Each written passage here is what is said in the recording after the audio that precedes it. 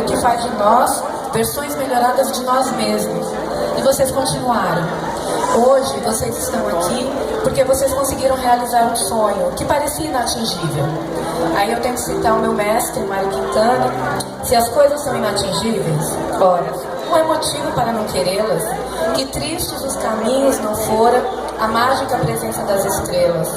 Que essas estrelas possam acompanhar vocês ao longo dessa caminhada. Em nome dos professores da UVA, que nós nos conhecemos agora, e dos meus queridos colegas Paulo Andrei, Cleimark, Teófilo, Neurismar e Kessiane, e todos os demais que não puderam estar aqui hoje, eu gostaria de dizer a vocês quão honrados nós estamos por estarmos aqui neste dia. Quão honrados nós estamos por sabermos que agora fecha-se um caminho, não somos mais professores e alunos, somos colegas. Parabéns a vocês pela excelente profissão que vocês escolheram. Obrigada.